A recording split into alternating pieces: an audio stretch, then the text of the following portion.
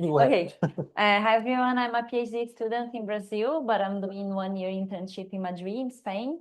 And today I want to talk about my work regarding dark matter, but neutrinos will appear, so I promise.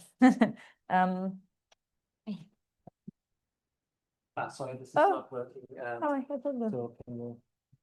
Why? No. Okay.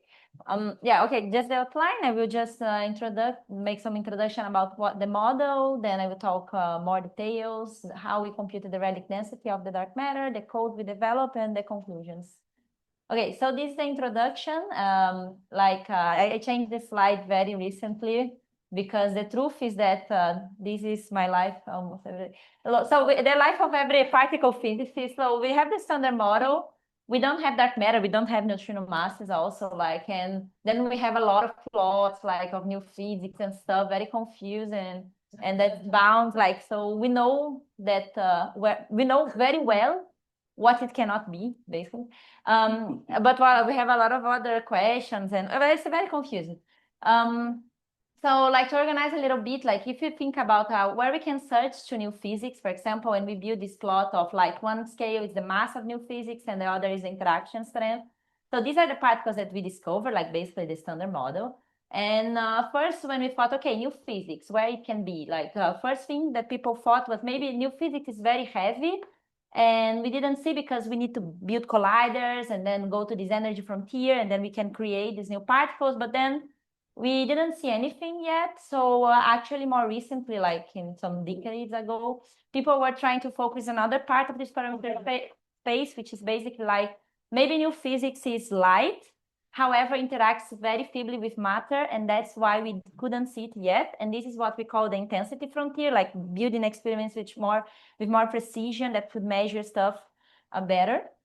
And my work is basically focused on this region of this plot.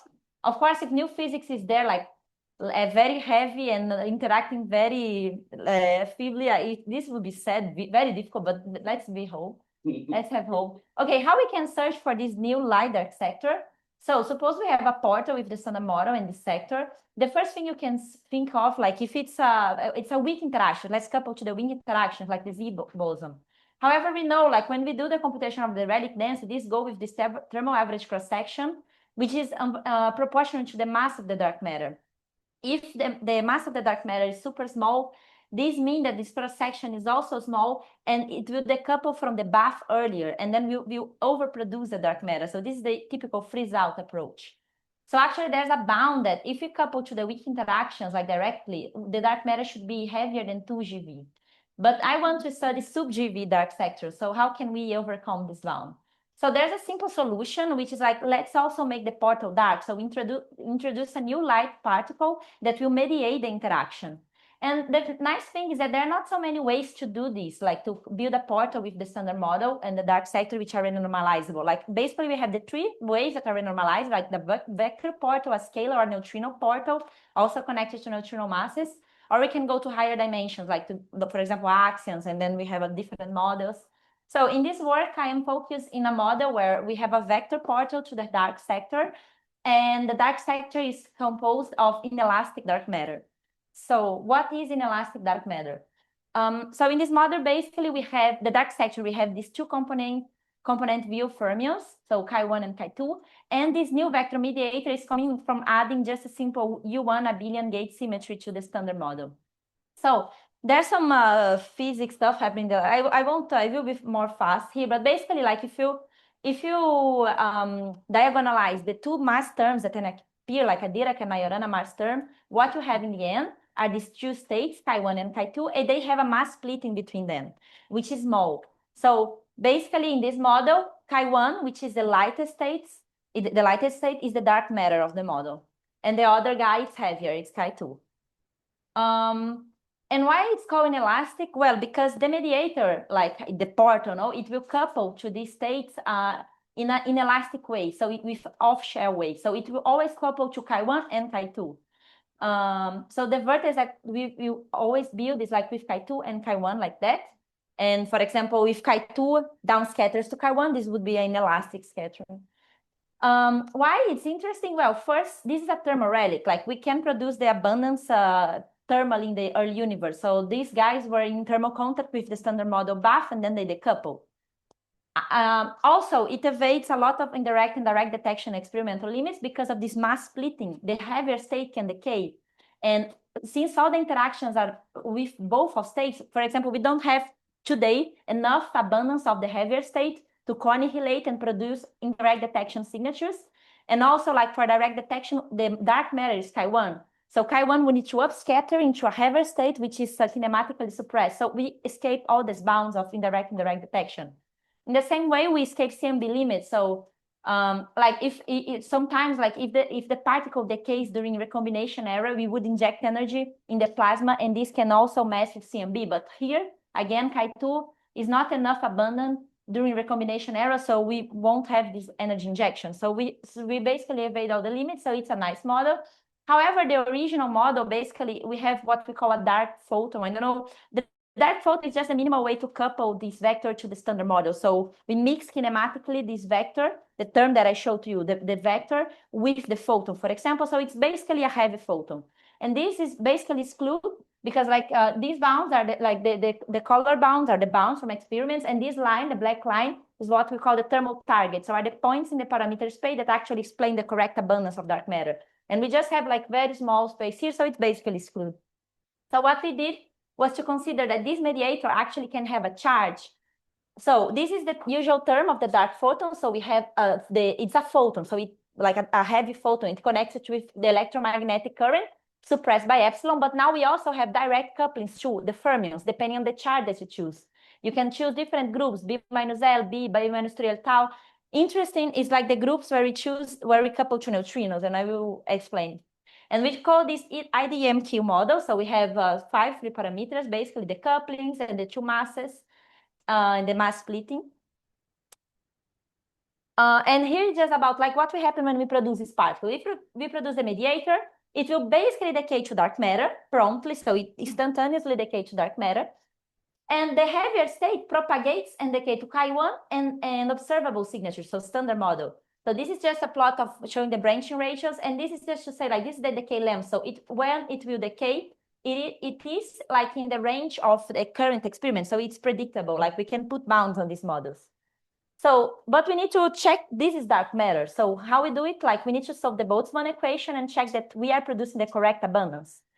This is a complicated equation, but basically what it's saying is that we are taking into account all the processes that change the number of the dark matter particles. So for example, co-annihilations, the scatterings in the dark sector, scatterings with fermions, and the decays. And basically you solve this and you have the abundance. In the end, the co-annihilations will dominate. Well, I don't have time to explain why, but it will happen.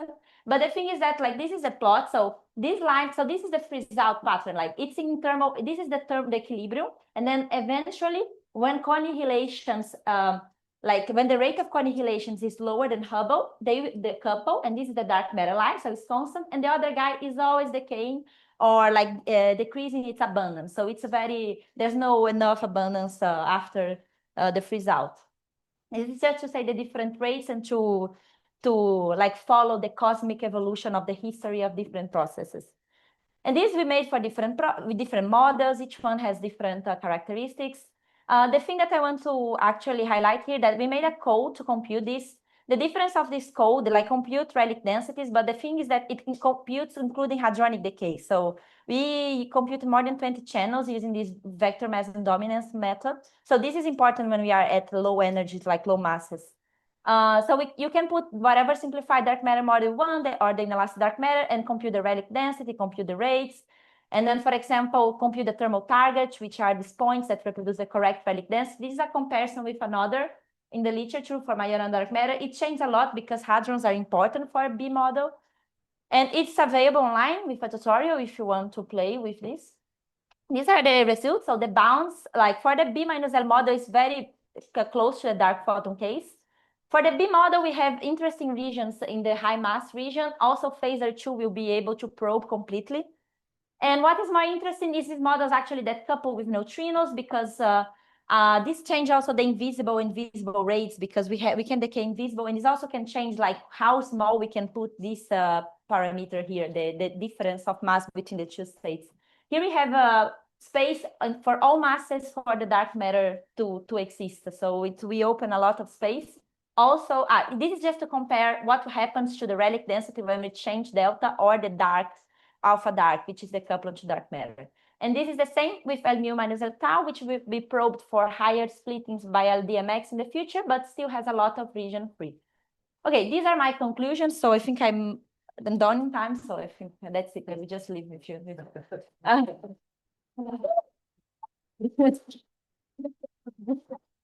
Wow. 50 slides. That's good. But you stayed in the time. Perfect. Any questions? Yeah.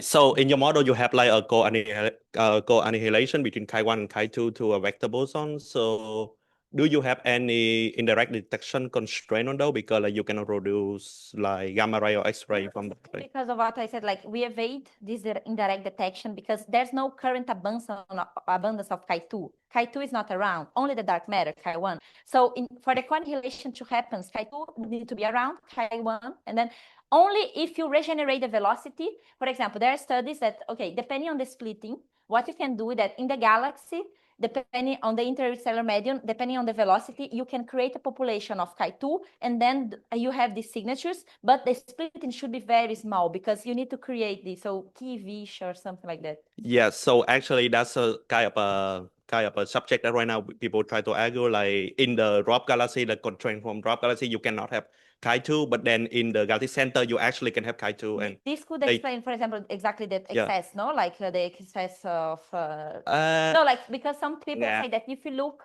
at dwarf galaxies and we don't see what we are seeing here, it could mean something, but actually, if you're considering inelastic dark matter, no, because in dwarf galaxies, you can not regenerate, or you can regenerate compared to our galaxy. So it depends. So this, I know some papers about, but the mass splitting should be small, very small. We could talk later. Yeah, okay. Okay, yeah, in the interest of time, unfortunately, we have to move on. But so let's thank Anna again.